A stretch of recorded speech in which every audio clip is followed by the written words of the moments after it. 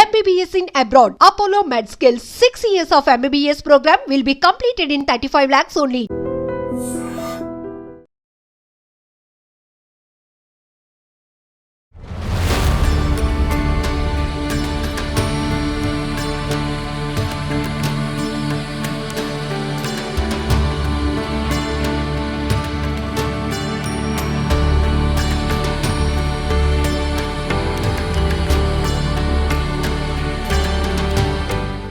నమస్కారం, welcome to I dream. మన సంస్కృతి కార్యక్రమానికి స్వాగతం. నేను మీ విజిత.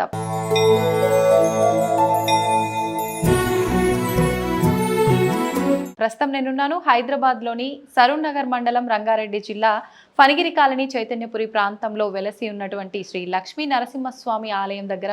ఇక్కడ ప్రత్యేకించి లక్ష్మీ నరసింహస్వామిని శ్రీ కొసగుండ్ల ఫణిగిరి లక్ష్మీ నరసింహస్వామి అని చెప్పి పిలుస్తూ ఉంటారు. అయితే ఈ ఆలయం 4వ శతాబ్దం నుంచి ఉన్న ఆలయము అని చెప్పి చెప్తూ ఉంటారు.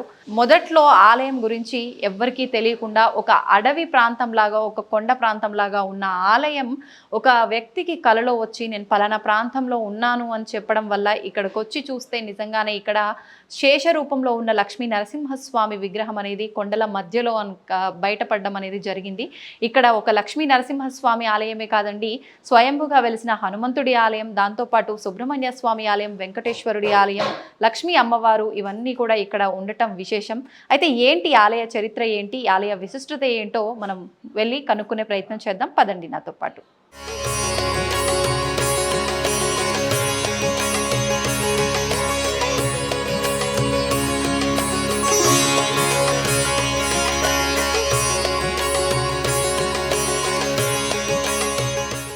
నమస్తే అండి. మామూలుగా అంటే సుబ్రహ్మణ్య స్వామిని ఎక్కువగా మనం జంట నాగుల రూపంలోనే చూస్తూ ఉంటాం అన్ని ఆలయాల్లో కూడా, కానీ ఇక్కడ విగ్రహ రూపంలో కూడా సుబ్రహ్మణ్య స్వామి జంట నాగులు ఉండడము ఎక్కడైనా కానీ, ఏ దేవాలయంలో కానీ ఒకే నాగు ఉంటారు. ఒకే నాగున్న సుబ్రహ్మణ్య స్వామి కొలచకూడదు. జంట నాగులు ఉన్న సుబ్రహ్మణ్య స్వామి విశేషం. అవునా? ఎక్కడైతే ఏ దేవాలయం అయితే జంట నాగులు ఉంటారో ఆ జంట నాగులున్న నాగదేవత చాలా విశేషమైనదిగా పరిగణించబడతారు. మన ఘాటిలో కానీ, కుక్కీలో కానీ, లేకుంటే కానీ కాళహస్తి కూడా విశేషమే. కాళహస్తిలో కూడా నాగదేవతలు ఉంటారు, జంట నాగలు. ఆ 3 మెయిన్ ఎక్కువ వచ్చేసి కుక్కే సుబ్రహ్మణ్య స్వామి చాలా విశేషం. కుక్కే కానీ ఘాటి కానీ పోతే సర్వరోగ పరిహారము జరుగుతుంది. ఈ 2 విశేషమైనది. సేమ్ అక్కడలాగానే ఇక్కడ కూడా మన ఇక్కడ ఫణిగిరి లక్ష్మీ నరసింహస్వామి దేవాలయంలో ఇక్కడ వచ్చేసి ఈ నరసింహస్వామి వచ్చేసి స్వయంభూ నరసింహస్వామి ఏ సంవత్సరంలో ఉద్భవించారో తెలియదు, కానీ చాలా మహిమాన్వితమైనటువంటి దేవుడు ఆయన. అనేకమైనటువంటి కోరికలు నెరవేర్చేటువంటి స్వయంభూ నరసింహస్వామి. ఎవరికి భక్తాదులకు ఏ కోరికలు నెరవేరుస్తారో ఆ యొక్క కోరికలన్నీ కూడా నెరవేరుస్తున్నాడు. కొంగు బంగారమై ఆ యొక్క ప్రతి శనివారము, మంగళవారం, శనివారం ఆయనకి విశేషంగా రోజు జరుగుతుంది, కానీ శనివారం మాత్రం విశేషంగా జరుగుతుంది. ప్రతి మంగళవారం కూడా ఈయనకు సుబ్రహ్మణ్య స్వామికి విశేషంగా జరుగుతుంది. ప్రతి మంగళవారం ఎలాంటి పూజలు జరుగుతుంటాయి? అర్చనలు, అభిషేకాలు, కుంకుమార్చనలు ప్రతినిత్యము ఉంటాయా? ప్రతినిత్యం ఉంటుంది. విశేషంగా మంగళవారం ఉంటుంది. మంగళవారము ఎవరైనా భక్తాదులు వచ్చి మహాన్యాసపూర్వకం జరిపిస్తే కూడా జరుపుతాం. వాళ్ళకి ఏ విధంగా జరపమన్నా కూడా జరిపిస్తాం. వాళ్ళ కోరికలు ఏ విధంగా నెరవేరుస్తారో ఆ భగవంతునికి ఆశీర్వాదం ఆ విధంగా. మామూలుగా సాధారణంగా ఎవరైనా వివాహం ఆలస్యం అయితే, సంతానం ఆలస్యం ఉంటే ఇక్కడ ఎలాంటి పూజలు జరుగుతాయి సంబంధించి? అట్లాంటివి ఏమి ఉండవమ్మా. సంతానం ఏమి అట్లాంటివి ఉండదు. లగ్నాన్ని బట్టి, ఆ లగ్నంలో దోషాన్ని బట్టి, గ్రహాల అనుకూలతను బట్టి ఏమైనా దోషం ఉంటే దోష పరిహారానికై నక్షత్ర గ్రహశాంతులు, హోమాలు జరిపిస్తాం. ఆ హోమశాంతులు జరిపించి తర్వాత స్వామికి అభిషేకము, అర్చనలు జరిపిస్తాం.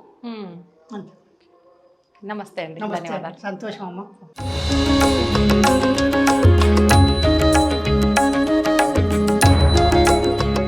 ఇక్కడ ప్రత్యేకించి సుబ్రహ్మణ్య స్వామి దగ్గర విశేషంగా మనం ఏదైనా మొక్కుకున్నా ఏదైనా కోరికతో గనక మనం ఉండి అక్కడ ఒక మొక్కుకొని చాలా మంది అంటూ ఉంటారు విగ్రహ ప్రతిష్ఠ నాగ ప్రతిష్ఠ చేయిస్తూ ఉంటారు వాళ్ళ కోరిక నెరవేరుతాయి అని చెప్పి. ఇక్కడ అలాంటి అవకాశం కూడా ఉందండి. మనం ఏదైనా మనసులో కోరిక తలుచుకొని ఆ కోరిక నెరవేరిన అనంతరం ఇక్కడ నాగ ప్రతిష్ఠ కూడా చేయించుకునే అవకాశం కూడా ఉంది. ఇప్పుడు సుబ్రహ్మణ్య స్వామి ఆలయంలోంచి మనం బయటికి రాగానే కిందికి వెళ్తున్న మార్గంలోని ప్రసన్నాంజనేయ స్వామి ఆలయం కూడా ఉంది. ఇప్పుడు స్వామివారిని కూడా దర్శించుకుందాం రండి.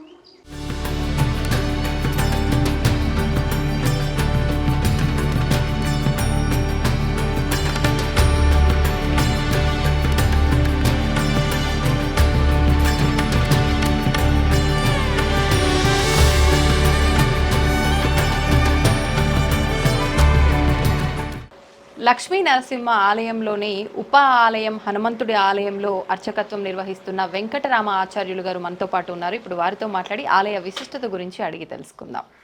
నమస్కారం అండి. మామూలుగా అంటే ఈ ఆలయం స్వయంభూ ఆలయం అని చెప్పి, లక్ష్మీ నరసింహస్వామి కూడా స్వయంభూ అనే చెప్పి, హనుమంతుల వారు కూడా స్వయంభూ అని చెప్పి విన్నాము. అసలు ఎప్పుడు వెలిసారు ఇక్కడ స్వామివారు, ఎలా వెలిసారు, ఎవరి ద్వారా ఇక్కడ ఆలయం నిర్మించబడింది, అవన్నీ కూడా వివరించండి. ఇది 4వ శతాబ్దానికి చెందినట్టుగా మనకు ఆ కొండపైన ఒక ఈ శాసనాలు ఉన్నాయి 2. ఇంకొకటి పైన ఉన్నది. ఆ 2 శాసనాలను బట్టి తెలిసింది ఏంటంటే ఇది 4వ శతాబ్దానికి చెందింది. అయితే ఇది ఇప్పుడు పక్కన పారుతున్నటువంటి ముసి నది ఒకప్పుడు ముచ్చుకుందా మహాముని తపస్సు చేసుకుందో ఈ నదిలో. అయితే ఆ నదిలో ఆయన తపస్సు చేయటం వలన అక్కడ శివుడు ప్రత్యక్షమైనడు. అట్లాగే విష్ణు స్వామి కావాలని చెప్పేసి లక్ష్మీనరసింహస్వామిని ఇక్కడ అయ్యారు. ఇక్కడ తర్వాత వెంకటేశ్వర స్వామి, తర్వాత మన అమ్మవారు లక్ష్మీ అమ్మవారు ఇక్కడ వచ్చేసి ఈయన ద్వారపాలకుడు కదా, అందుకని హనుమంత స్వామి ఇక్కడ వెలిసి ఉన్నారు.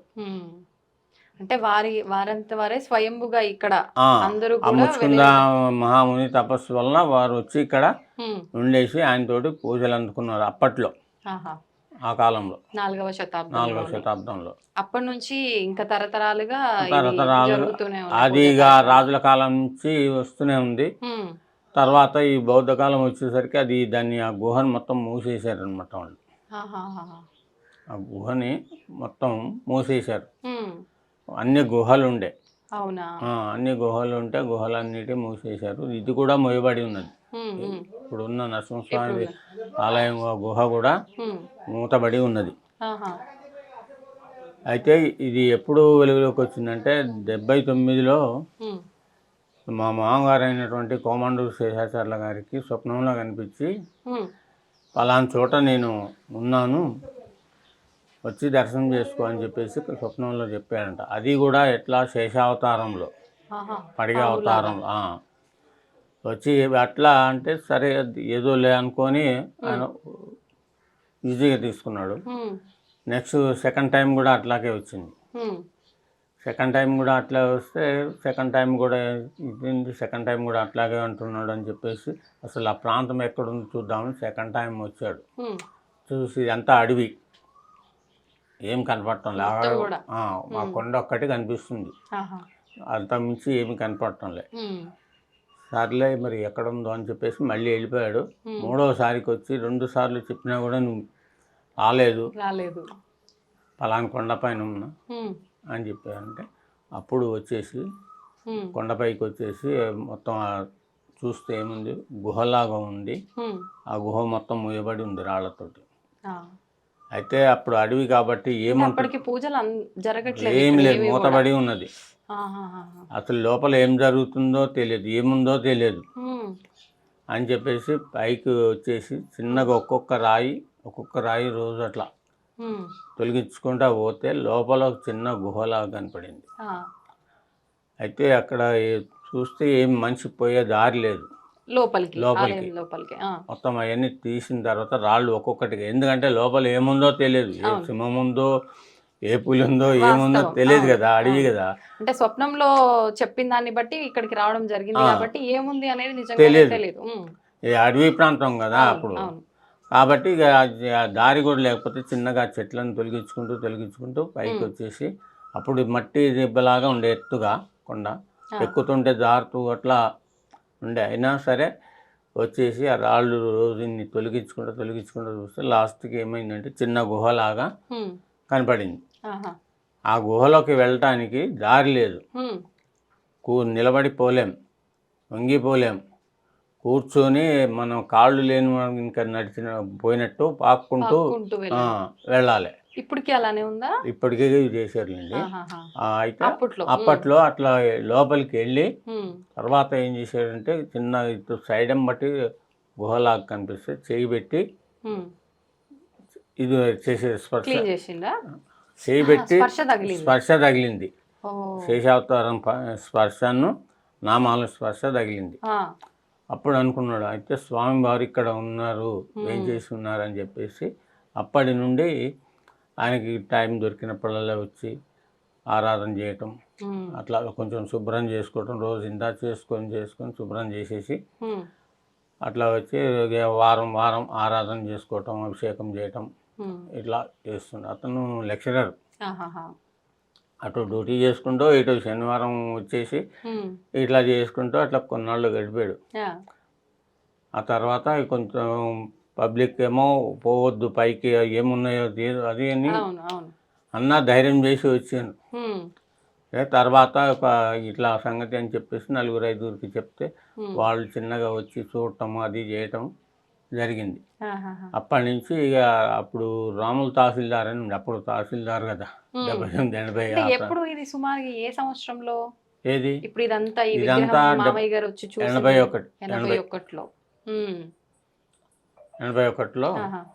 అప్పుడు తహసీల్దార్ ఉండే, రాములు తహసీల్దార్ అని. వాళ్ళు అప్పుడప్పుడే కొత్తగా కాలనీ అవుతుంది, అక్కడ ఒక ఇల్లు అట్లా వాళ్ళ రాముల తహసీల్దార్ అని ఉంటే అట్లా కొంతమందిని ఫ్రెండ్స్ తయారు చేసి వాళ్ళ ద్వారా కొంత డెవలప్ చేసుకుంటా ఆ తర్వాత చిన్నగా స్వామివారి అనుగ్రహం ఆజ్ఞ తీసుకొని కొండని కొద్దిగా మనకు కూర్చునే వెసులుబాటు చేసుకుంటట్టు ఆయన ఆజ్ఞ తీసుకొని అప్పుడు అంతవరకు తొలగించడం జరిగింది ఆ కొండని.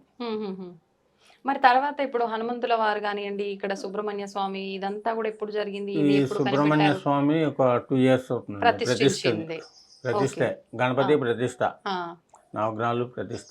స్వయంభూలు ఎవరంటే లక్ష్మీనరసింహస్వామి, ఆంజనేయ స్వామి, వెంకటేశ్వర స్వామి, అమ్మవారు, తర్వాత కింద శివుడు, మూసి మధ్యలో ఉంటుంది అది.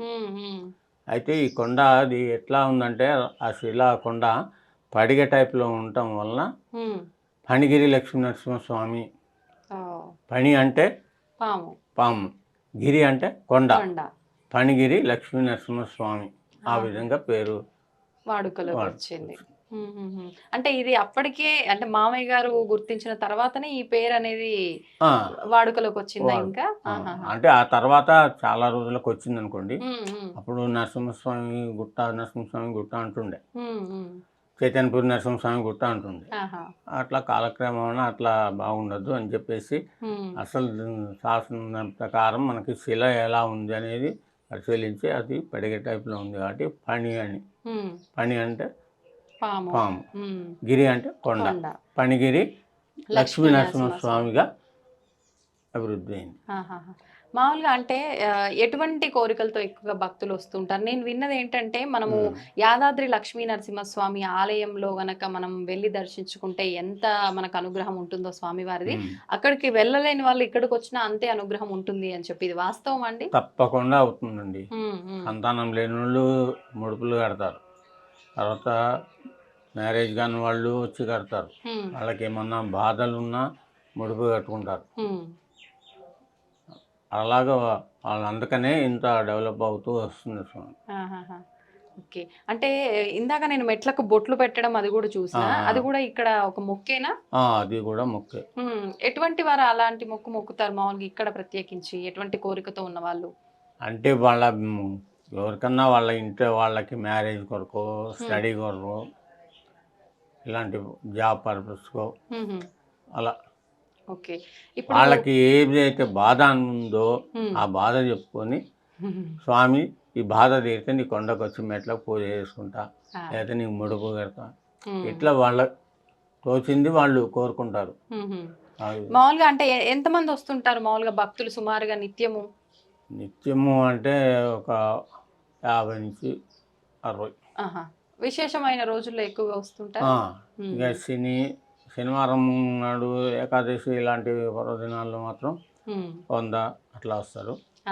కళ్యాణం అప్పుడు మాత్రం ఒక 700-800 మెంబర్స్ 1000 వరకు కూడా వస్తారు. విశేషమైన రోజుల్లో కళ్యాణం నరసింహ జయంతి ఉంటుంది 2 days. అప్పుడు ప్రత్యేకమైన అభిషేకాలు అర్చనలు జరుగుతుంటాయా? కళ్యాణం అవుతుంది, హోమం అవుతుంది, సుదర్శన హోమం. తర్వాత స్వామివారి ఊరేగింపు ఉంటుంది జయంతి రోజు. కళ్యాణం నెక్స్ట్ డే కళ్యాణం అవుతుంది. ఓకే, ధన్యవాదాలండి, చాలా చక్కగా వివరించారు ఆలయ విశిష్టత గురించి. నమస్తే.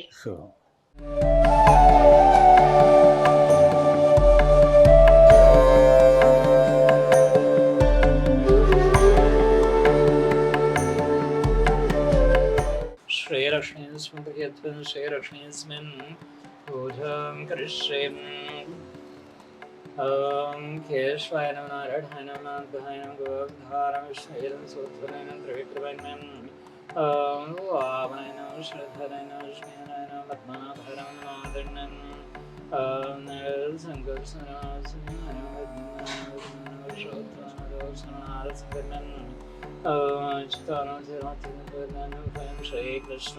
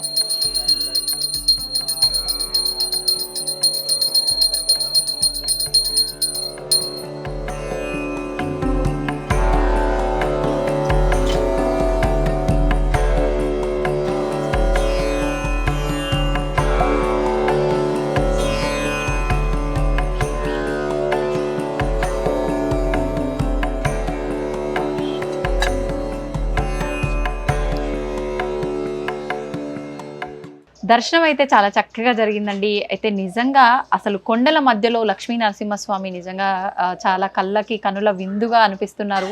మామూలుగా మనం యాదాద్రి లక్ష్మీ నరసింహస్వామి క్షేత్రానికి వెళ్ళి దర్శించుకుంటూ ఉంటాము. అయితే అక్కడ అంత దూరం వెళ్ళలేని వాళ్ళు, ఎప్పుడంటే అప్పుడు వెళ్ళాలనుకున్న వాళ్ళు ఇక్కడ ఈ లక్ష్మీ నరసింహస్వామి ఆలయం మనకు అందుబాటులో ఉంది కాబట్టి ఇక్కడ దర్శించుకున్నా కూడా అక్కడ వెళ్ళి స్వామివారిని దర్శించుకున్నంత పుణ్యం అనేది వస్తుంది అని చెప్పి ఇక్కడ భక్తులు నమ్ముతున్నారు.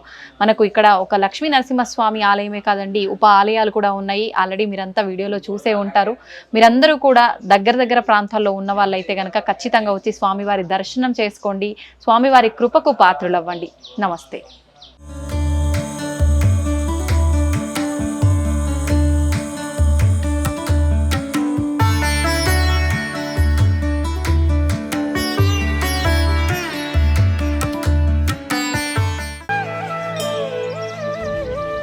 తవ్వండి, తవ్వుతూనే శివలింగం. సరే దాన్ని అట్లా కప్పేసేయండి, చూపించదండి. Krishna is there. మూర్తి పూజ కాదు, సాక్షాత్ బ్రజేంద్ర నందన భగవాన్ ఉన్నారు మూర్తిలో. ఏమీ ఆశించకుండా ఆరాధించే వాళ్ళు కూడా ఉన్నారా ప్రభుజీ? నిజమైన భక్తి అంటే మనకు తెలియదు కాబట్టి